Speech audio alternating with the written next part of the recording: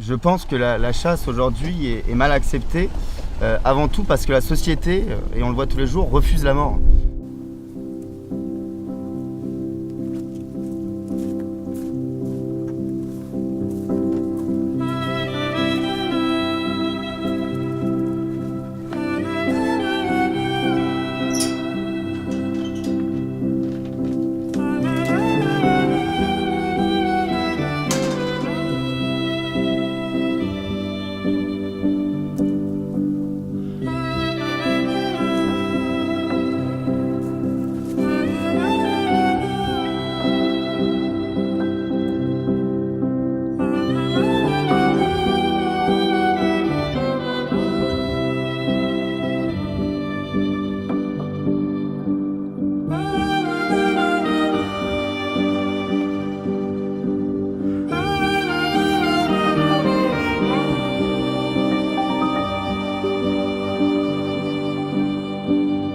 Ce qui est important, c'est toujours de les mettre de la même façon. Comme ça, elles sont rassurées, elles savent ce qu'on est en train de leur faire. Donc là, on est en train juste de leur mettre des petites bagues, donc qui leur abîment pas les pattes parce que c'est avec du cuir qui est très souple.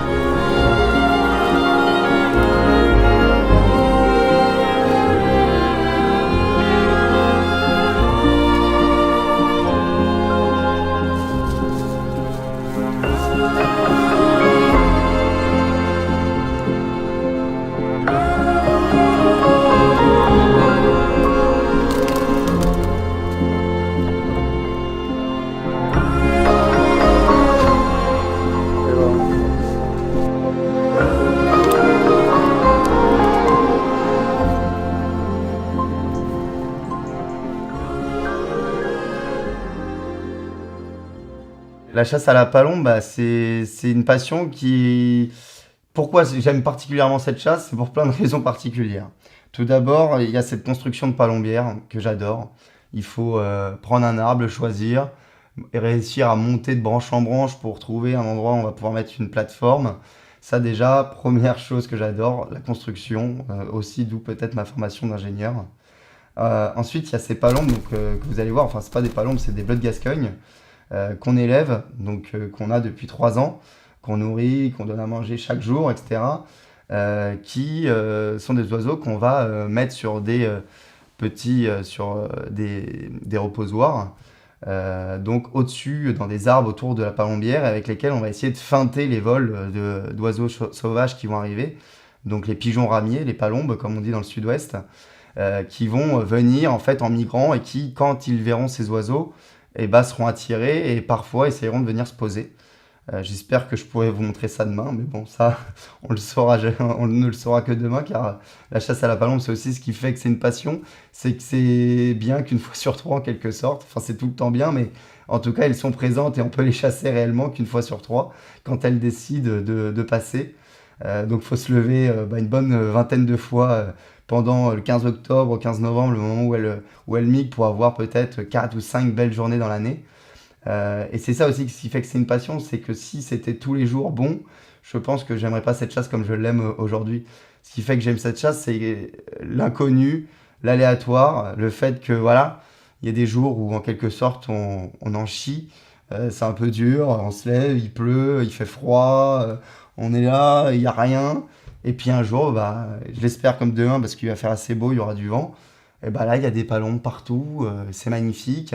Et on en profite pour pouvoir en prélever 5, 10, sur des super journées 15. Et puis, une fois qu'on a fait 15, on arrête parce que après, il faut aller les préparer, les plumer et les manger. Et alors là, on vient aussi à l'important. Pourquoi j'adore cette chasse, c'est que j'adore la palombe et j'en mange toute l'année. Nous, on les chasse pendant un mois. On a peut-être réussi à en prélever une 80, 100 dans l'année pour en manger pendant toute l'année, faire des repas à 10, 12 personnes et on les consomme toutes. Et c'est tant de palombes prélevées où on passe un bon moment qui nous évite parfois d'aller acheter un poulet où on a juste à aller dans le congèle, décongeler une palombe et la manger. Et je trouve ça super. Donc voilà, c'est tout un ensemble, cette passion pour la palombe. Puis c'est un oiseau qui est magnifique, qui vole enfin, un vol de palombes, de 200 palombes qui vous passe au-dessus, moi je trouve ça incroyable. On entend les... Et moi j'adore.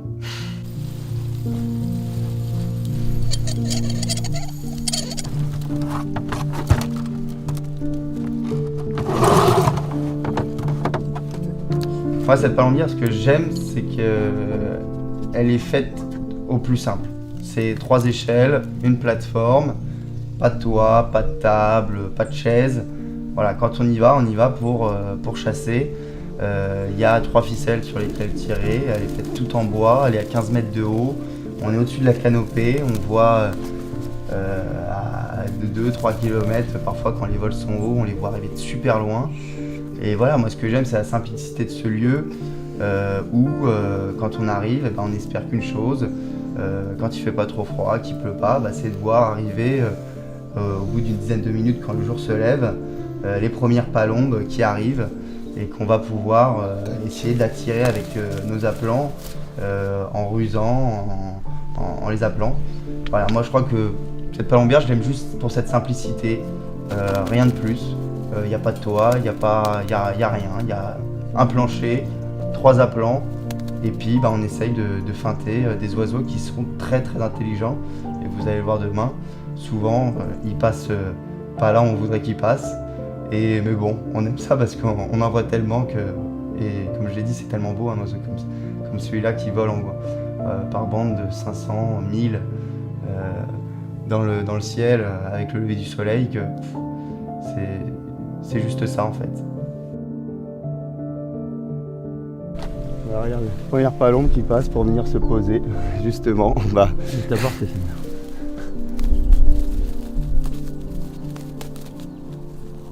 Donc l'objectif, vous l'aurez compris, c'est que on peut les actionner avec les petites ficelles. Ça les fait un petit peu battre des ailes et ça imite en fait une pause. Et vu que les palombes migrent ensemble et aiment bien se regrouper, quand elles voient plusieurs palombes comme ça dans un arbre qui se posent, et parfois, on va le voir que c'est pas tout le temps, ça leur donne envie de venir se poser avec. Et à ce moment-là, dans le meilleur des cas, on essaye de pouvoir les poser dans les arbres autour et c'est un moment assez magique. Ou sinon, de temps en temps, quand vraiment elles sont en migration et qu'elles n'ont pas encore tout de suite envie de s'arrêter, on va essayer d'en tirer une, parfois 2 dans les grands moments au vol.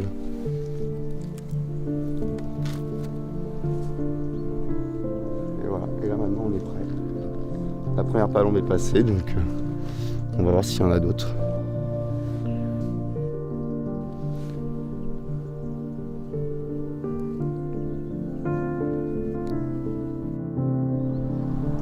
Il y a un beau vol là-bas. Il y en a au moins 200. Il n'est pas très haut en plus. La chasse, c'est le petit café avec le lever du soleil. Et parfois, on doit tout poser parce qu'il y a un vol qui arrive. Et là, c'est encore plus sympa.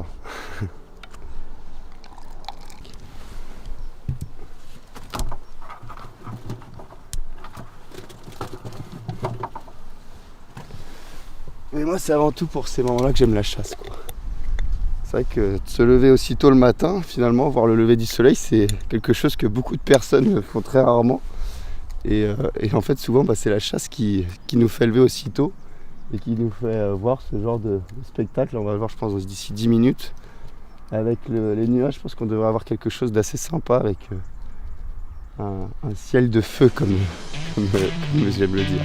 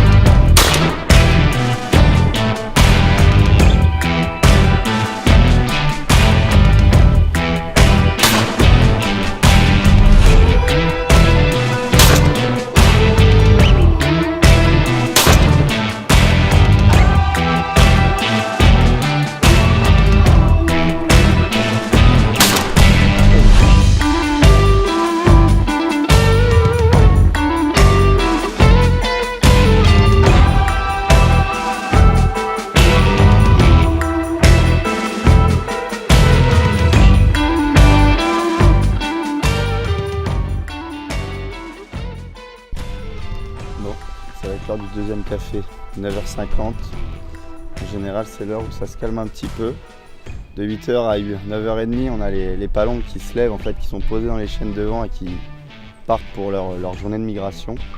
Et souvent, en fait, entre 9h30 et midi, elles volent, souvent à des hauteurs beaucoup plus importantes. Et c'est vers 11h30, midi, qu'elles commencent à essayer de se reposer parce qu'elles fatiguent aussi un petit peu de leur vol.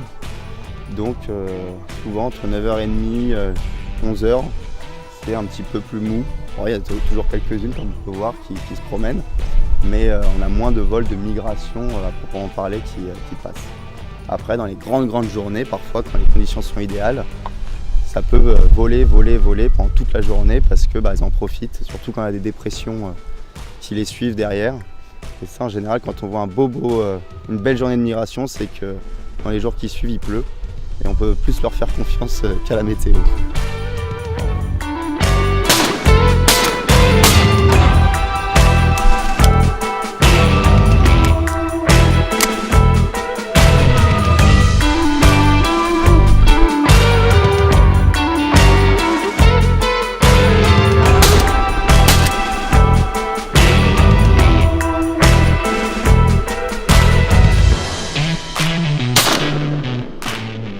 Alors ce que je fais pour pas perdre de palombes, parce que mine de rien quand on commence à en avoir fait plus de 5, pour s'en souvenir de où elles sont tombées exactement, c'est pas forcément simple.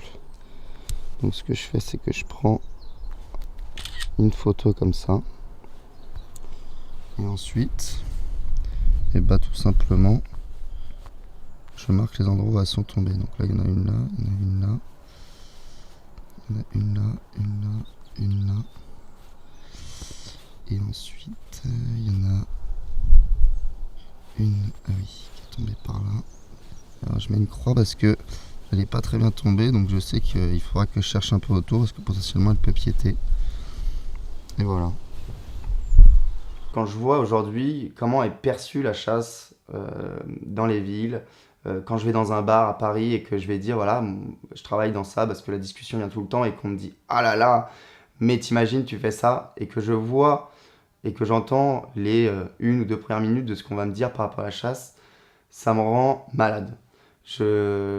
J'aurais presque envie d'en pleurer parce que c'est tellement pas ce que moi je vis quand je vais à la chasse et c'est tellement pas ce que la personne me retranscrit de ce qu'elle en pense que j'ai envie de lui dire mais viens, et j'aimerais pouvoir emmener tout le monde et leur montrer comment je chasse.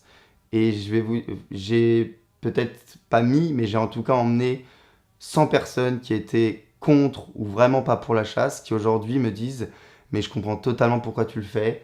Même j'ai des véganes qui ne mangent pas de viande. Tout à l'heure je parlais des 99% de personnes qui mangent de la viande. Je croise des personnes qui me disent ah bah, moi je mange pas de viande, et quand je leur dis que je suis sa sœur, c'est limite elles vont se mettre à pleurer. Et je leur dis mais juste je comprends pourquoi tu ne manges pas de viande, etc. Maintenant je vais t'expliquer, moi j'en mange, et pourquoi c'est en quelque sorte acceptable.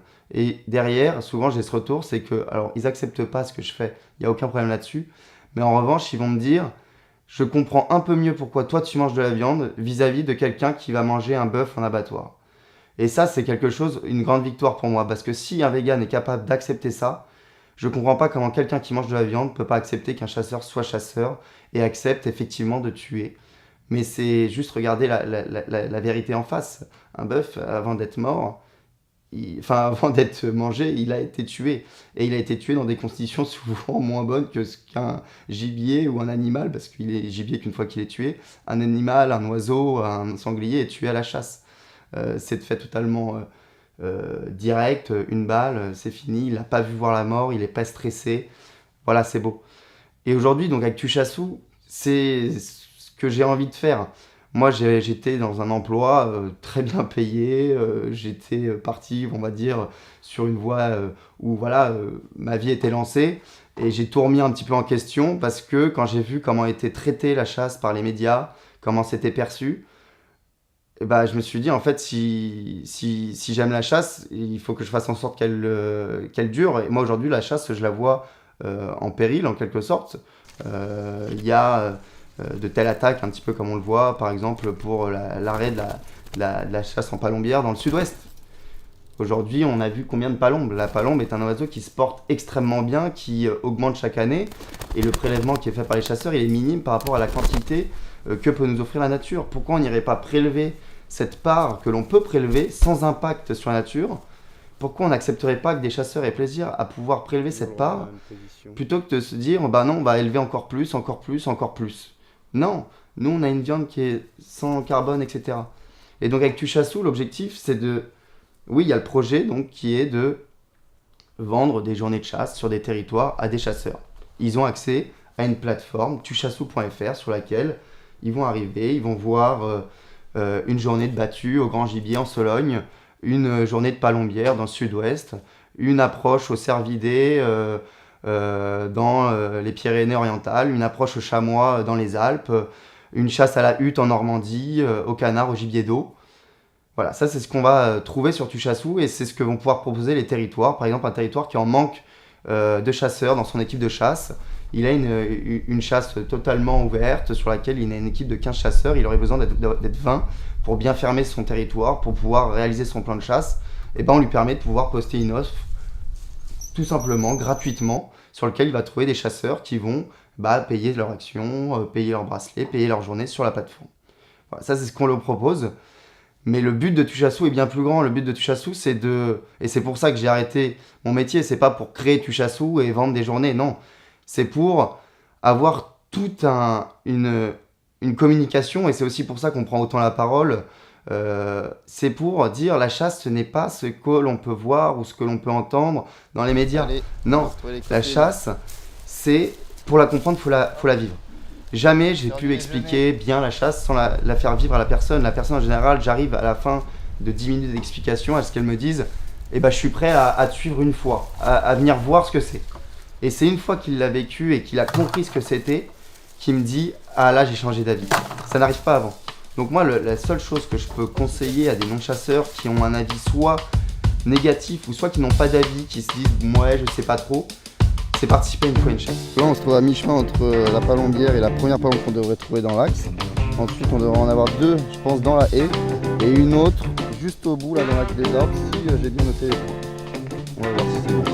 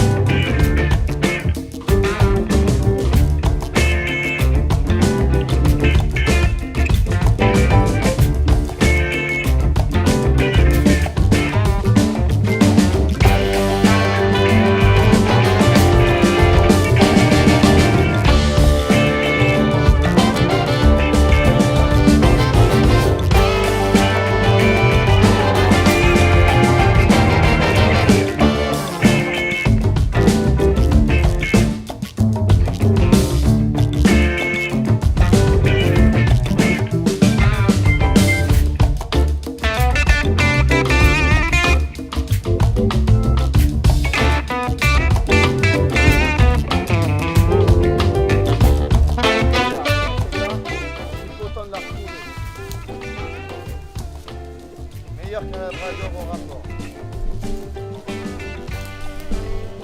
Et là on est bien à 100 mètres de la palombière. Mais ça se voyait qu'elle était bien blessée qu'on pouvait la retrouver. C'est celle-ci, avec la croix.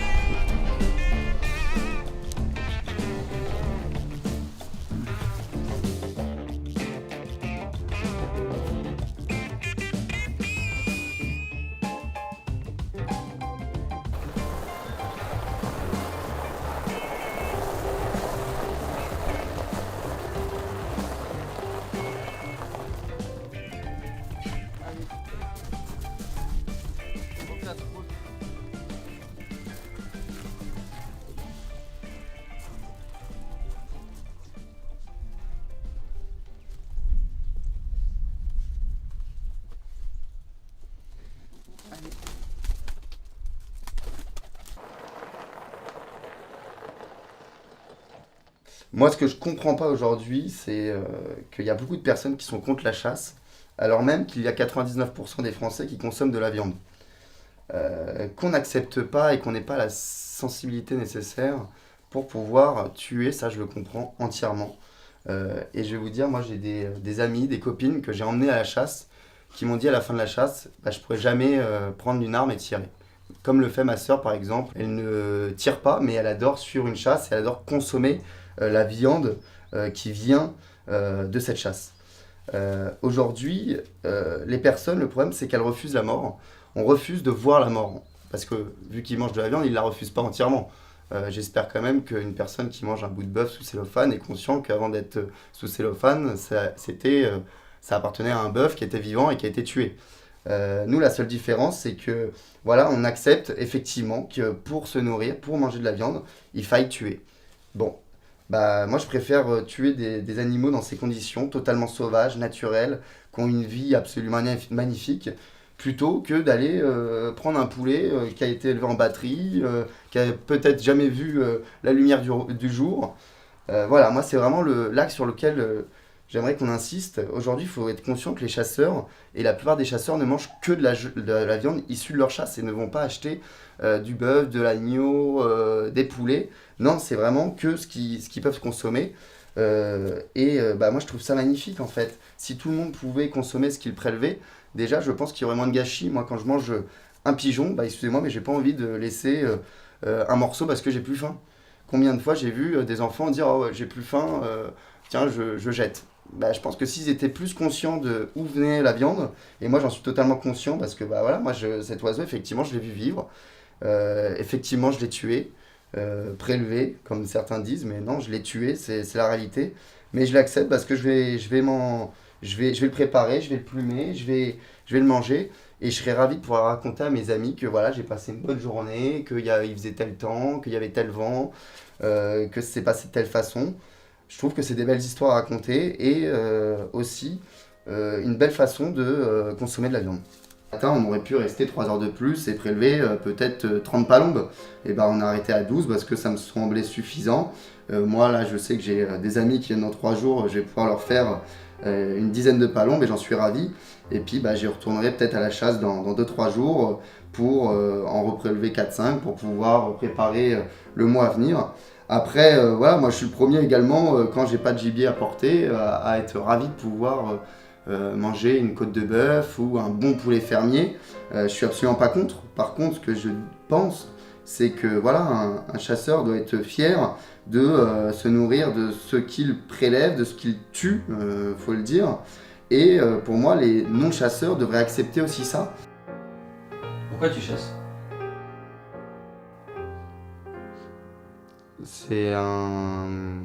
La chasse, c'est un ensemble.